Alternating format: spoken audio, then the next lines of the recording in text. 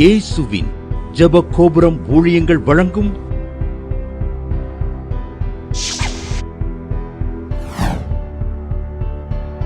நம்பிக்கையிலே சந்தோஷமாயிருங்கள். ரீடாங்கிறவங்க வேலூர்ல எழுதியிருக்காங்க. அவங்களுக்கு பல வருஷமா கடன் இருந்தது. அதே சமயத்தில் அவங்க வேலை பார்க்கறதுக்கு கம்பெனி திடீர்னு மூடிட்டாங்க. கொரோனா நேரம் அவங்களுக்கு பிடித்தன பணமெல்லாம் அரியர் நிறைய வர வேண்டியது இருந்துச்சான். வரலை. அவங்க சொன்னாங்களாம், நான் நம்பிக்கை டிவியில் சாட்சி சொல்வேன், கர்த்தர் எனக்கு அரியர் பணம் மொத்தமாக வந்துச்சுன்னா ஒரு புரோக்கராக உண்டான பணத்தை நான் அனுப்பி சாட்சி சொல்வேன்னு பொருத்தனை பண்ணியிருந்தாங்களாம். கர்த்தர் டோட்டல் பணம் வர பண்ணினார். இந்த ஒரு புரோகிராம் நானே இந்த செலவுக்கு நான் பணம் அனுப்புனேன். கர்த்தருடைய நாமம் மகிமைப்படுவான்னு எழுதியிருக்காங்க. நம்பிக்கையிலே சந்தோஷமாயிருங்கள். நிகழ்ச்சியை பார்க்கிற யாவருக்கும் இயேசுவின் நாமத்தினால் இனிய வாழ்த்துக்களை தெரிவித்துக் கொள்கிறேன். செய்திக்கு நேராக கடந்து செல்வோமா? யாத்திராகமம் 34வது அதிகாரம் 5வது 6வது வசனம். கர்த்தர் ஒரு மேகத்தில் இறங்கி அங்கே அவன் அருகே நின்று கர்த்தருடைய நாமத்தை கூறினார். கர்த்தர் அவனுக்கு முன்பாக கடந்து போகிற போது அவர் கர்த்தர் கர்த்தர் இரக்கமும் கிருபையும் நீடிய சாந்தமும் மகாதயையும் சத்தியமுள்ள தேவன் என்றார். நன்றாய் கவனிங்க. இந்த வசனத்தை நான் தியானித்து கொண்டு இருக்கும்போது கர்த்தர் ஒரு மேகத்தில் இறங்கி அங்கே மோசேயின் அருகிலே நின்று அவருடைய நாமத்தை கூறினார். சகலத்தையும் உருவாக்கின தெய்வம், சகலத்தையும் சிருஷ்டித்த தெய்வம், சாதாரண ஒரு மண்ணிலிருந்து உண்டாக்கின ஒரு மனுஷனோடு பேசும்படி அவன் அருகிலே நின்றார் என்று நாம் வேதத்தில் பார்க்கிறோம். இன்னைக்கு தேவ பிள்ளைகளாகிய நம் மத்தியில அவர் நிற்க விரும்புகிறார். நம்ம இடம் கொடுத்தோமானா அப்பா நம் மத்தியில நிற்கிறார். அங்கே மோசேயின் அருகில் நின்றார்னு நம்ம பார்க்கிறோம். இந்த வார்த்தையை தியானிக்க தியானிக்க தியானிக்க எனக்குள்ள அக்கினி மூண்டது. அவன் அருகிலே நின்றார். ஒரு சாதாரணமா நம்மை போல பாடுள்ள ஒரு மனுஷனின் அருகில கர்த்தர் நின்றார். நின்று அப்பா அவருடைய நாமத்தை கூறுகிறார். நன்றாய் கவனிங்க. அதற்கு முன்பாக முந்தின அதிகாரத்திலே பார்த்தோமானால் மோசேக்கு ரொம்ப ஆவல்.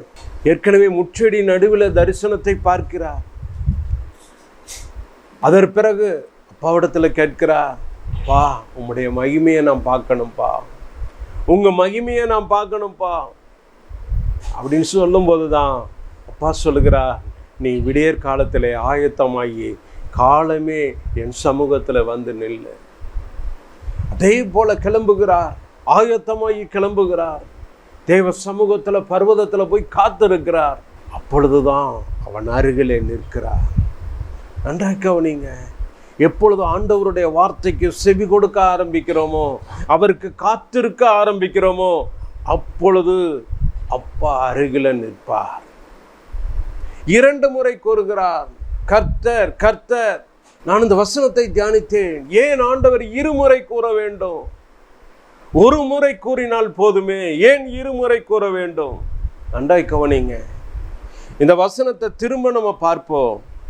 கர்த்தர் அவனுக்கு முன்பாக கடந்து போகிற போது அவர் கர்த்தர் கர்த்தர் இரக்கமும் கிருபையும் நீடிய சாந்தமும் மகாதயையும் சத்தியமுள்ள தேவன். அவருக்கு 2 விதமான ரூபங்கள் உண்டு.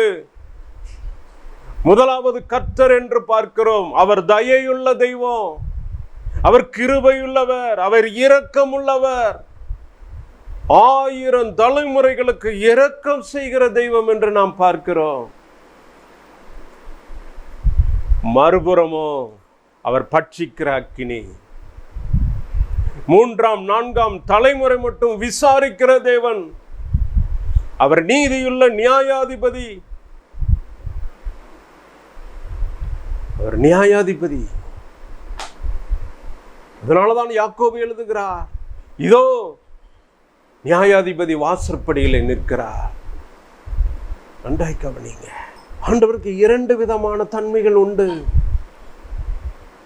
அப்பான்னு கூப்பிடும் போது நம்மளை அள்ளி அணைக்கிற தெய்வம். நம்ம என்ன குற்றங்கள் செய்தாலும் என்ன பாவங்கள் செய்தாலும் அதையெல்லாம் மன்னித்து மறந்து நம்மை அணைத்து மறுபடியும் நம்முடைய நிலைமையிலே நம்மளை உயர்த்துகிற தெய்வம். அவர் இரக்கமுள்ளவர், அவர் கிருபையுள்ளவர், மகா தயையுள்ளவர், அவர் சத்தியமுள்ள தேவன். அவர் வாக்குத்தத்தங்கள் ஒவ்வொன்றும் ஆம் என்றும் ஆமேன் என்றும் இருக்கிறது. ஆபிரகாமுக்கு என்ன வாக்குத்தத்தம் கொடுத்தாரோ அதே வாக்குத்தத்தம் தான். 1000 தலைமுறைகளுக்கும் அதே வாக்குத்தத்தம் தான். இன்னைக்கு நம்முடைய வாழ்க்கையிலையும் அந்த வாக்குத்தத்தங்கள் நிறைவேற வேண்டுமானா மோசையோடு பேசின தெய்வம் நம்மோடு கூட பேசுகிறார். இன்னைக்கு அப்பா வேற எங்கேயும் இல்லைங்க, நம்ம பக்கத்தில் தாங்க இருக்கிறாரு, நம்ம பக்கத்தில் தாங்க நிற்கிறாரு. நன்றாய் கவனிங்க. யோசேப்பை குறித்து நான் தியானித்த போது, யோசேப்பு போத்திபார் வீட்டில் இருக்கும்போது ஒரு பாவம் அவரை அணுகுகிறது. ஆனால் யோசேப்பினுடைய பார்வையை பாருங்க. யோசேப்பு இத்தனை பெரிய பொல்லாப்புக்கு நான் உடன்படுவது எப்படின்னு விலகி ஓட ஆரம்பித்தா. யோசேப்பு ஒரு சின்ன காரியத்தை பெருசா நினைக்கிறாருங்க. மற்றவர்கள் கண்களுக்கு முன்பாக, உலகத்தின் கண்களுக்கு முன்பாக பாவம் இச்சை என்பது ஒரு சின்ன காரியமா இருக்கும். ஆனா யோசேப்பு பாருங்க, அது பெரிய பொல்லாப்பாய் கருதுகிறார். இரண்டாவதாக யோசேப்பு பாருங்க, என் தேவனுக்கு விரோதமாய் அப்படிங்கும்போது பாருங்க, எப்போதும் அப்பா நம்மளை கவனிச்சுக்கிட்டு இருக்கிறாருங்கிற நினைப்பு யோசேப்புக்கு எப்பவும் இருந்துச்சுங்க, எப்பவும் இருந்துச்சு. தேவ பிள்ளைகளுடைய நிறைய பேருடைய வாழ்க்கையில தடுமாற்றங்கள் உண்டாக ஆரம்பிச்சிச்சு. யோசேப்போடு கர்த்தர் இருந்தார், அதே போலதான் தாவீதோடு கர்த்தர் இருந்தார். தாவீது ஒரு நாள் பாருங்க அந்த இச்சையில விழுந்து போனார். சிம்சோன் பாருங்க, ஒரு நசரேயன், ஆண்டவரால் தெரிந்து கொள்ளப்பட்ட ஒரு மனுஷன். அவன் பிறப்பதற்கு முன்பாகவே தெரிந்து கொள்ளப்பட்ட மனுஷன். தெரிந்து கொள்ளப்பட்ட மனுஷனே தரிசனத்தை இழந்து கடைசியில் பாருங்க அவருடைய நிலைமை கேள்விக்குறியாய் மாறிவிட்டது. வழிதப்பி போனார், தடுமாறி போனார், இச்சையில் விழுந்து விட்டார். சாலமோன் விசேஷ ஞானத்தை பெற்ற மனுஷன். சாலமோனை போல ஞானம் உள்ளவர் ஒருவரும் இல்லை என்று வேதம் கூறுகிறது. அவ்வளவு ஞானம் உள்ள அந்த மனுஷன் ஆண்டவரால் வல்லமையாய் பாருங்க அந்த ஆலயத்தில், அவர் கட்டின ஆலயத்தில் தேவ மகிமையே வந்து இறங்கினது. ஆண்டவரோடு நெருக்கமாய் இருந்த மனுஷன் உன்னத பாட்டை எழுதுகிறார். ஆண்டவர் அவருடைய இருதயத்தில் இருக்கிற ஆண்டவரோடு உள்ள நேசத்தை அதில் வர்ணிக்கிறார். நீதிமொழிகளை எழுதுகிறார், ஞானத்தை வெளிப்படுத்துகிறார். கடைசி நாட்கள்ல எல்லாத்தையும் முடித்துட்டு இந்த பிரசங்கியையும் எழுதுகிறார். மாயை மாயையே என்று எழுதுகிறார். இன்னைக்கு தெய்வ பிள்ளைகளாகிய நம்ம பாருங்க, நீங்க நம்மளை பார்த்து அப்போ பக்கத்துல நிற்கிறாருங்க. மோசையோடு அருகில நின்றது போல இன்னைக்கு நம்ம அருகில நிற்கிறாருங்க. இந்த உணர்வு நமக்கு எப்பொழுதும் இருக்குமானா நீங்களும் நானும் பரிசுத்த ஜனமாய் காணப்படுவோம், ஆண்டவருக்கு பிரியமான ஜனமாய் காணப்படுவோம். நன்றாக கவனிங்க, அந்த எண்ண உணர்வு நமக்கு வேணுங்க. அதனாலதான் பாருங்க வேதம் கூறுகிறது, அப்பா கடைசி நாட்கள் வரும், அந்த நாட்கள்ல லோத்தினுடைய நாட்கள்ல நடந்தது போல நடக்கும், நோவாவினுடைய நாட்கள்ல நடந்தது போல நடக்கும்பா. எல்லாரும் எல்லா காரியமும் செய்வாங்க, பெண் கொடுப்பாங்க, பெண் எடுப்பாங்க, எல்லா காரியமும் நடக்கும். ஆனா வெள்ளம் வரும் வரைக்கும் அந்த உணர்வு இல்லப்பா. அதே போல உணர்வு இல்லாத ஜனங்களா கடைசி நாட்கள்ல மாறிடுவாங்கப்பா. இன்னைக்கு தேவ பிள்ளைகளாகிய நமக்கு ஆண்டவர் எச்சரிக்கிறார்.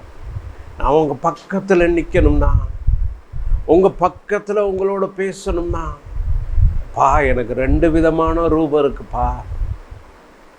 நான் இரக்கமுள்ள தகப்பனப்பா, நான் மகாதயையுள்ள தெய்வம், நான் கிருபையுள்ளவர்ப்பா.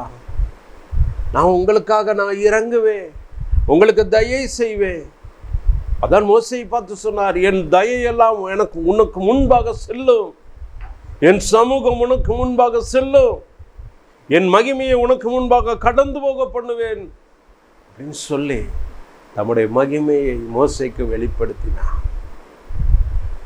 கவனிங்க, இன்னைக்கு தேவ பிள்ளைகளாகிய நமக்கு பக்கத்தில் அப்பா இருக்கிறாருங்க. அவர்கிட்ட நிறைய சுபாவங்கள் உண்டு.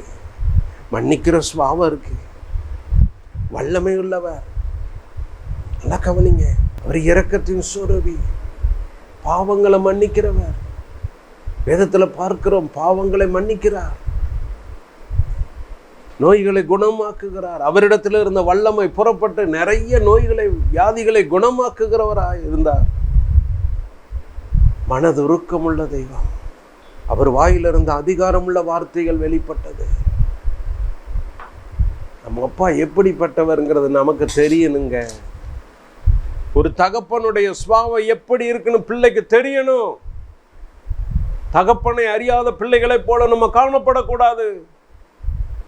தகப்பனை அறிந்து வாழும்போது தான் நம்முடைய வாழ்க்கையில் ஒரு அற்புதத்தை காண முடியும். அவரை அறிந்து கொள்ளுங்க. அதனால தான் அப்பா சொன்னாரு, என் ஆடுகள் என் சத்தத்தை அறிந்திருக்கிறது, அவைகள் எனக்கு செவி கொடுக்கிறது. இன்னைக்கு அப்பாவை அறிந்து கொள்வோம். இந்த அறியும் அறிவு நமக்கு வேணுங்க. ஆண்டவரை அறிந்து கொள்ளதான் நம்முடைய வாழ்க்கையில் அப்பா பேசுறது நமக்கு கேட்கும்.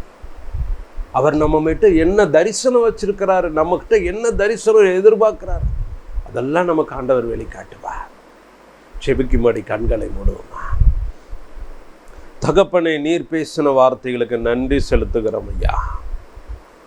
மோசையின் அருகில நின்றீங்களப்பா. இன்னைக்கும் எங்கள் மத்தியில எங்கள் உலாவுகிற தெய்வம், எங்கள் குடும்பத்துக்குள்ள உலாவுகிற தெய்வம், எங்கள் மத்தியில வாசம் பண்ணுகிற தெய்வம். தகப்பனே, உமக்கு நன்றி சுவாமி. உமக்கு பிரியமானதை செய்ய, உம்மோடு உறவாடும் பாக்கியத்தை பெற எங்கள் ஒவ்வொருவரையும் தகுதியுள்ள பாத்திரமாய் மாற்றுங்கப்பா. நாங்கள் எப்போதும் உம்முடைய தரிசனத்துக்கு நேராய் செல்லணும் ஐயா.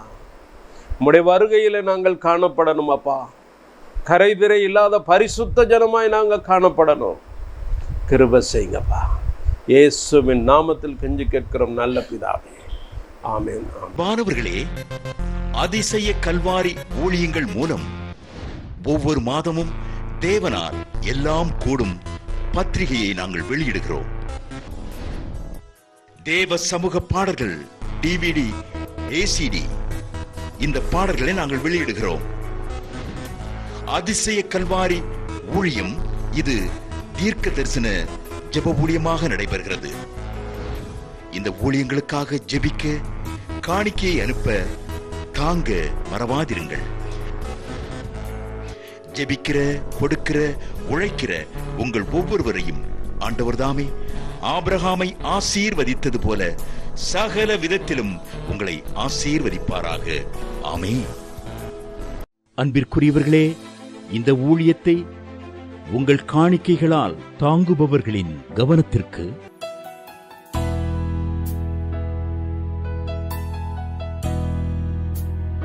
ஜிபே மூலமாகவும் நீங்கள் தாங்கும்படி உங்களை பட்சமாய் கேட்டுக்கொள்கிறோம். எங்களுடைய ஜிபே எண்ணானது 9434308050. எங்களது முகவரி சகோதரி எலிசபெத் சுந்தர்ராஜன், எண் 27, பொதிகை தெரு, குழந்தைச்சாமி நகர், வண்டியூர், மதுரை 20. செல்போன் எண்கள் 9487177765, 9095328172 மற்றும் 9443930850.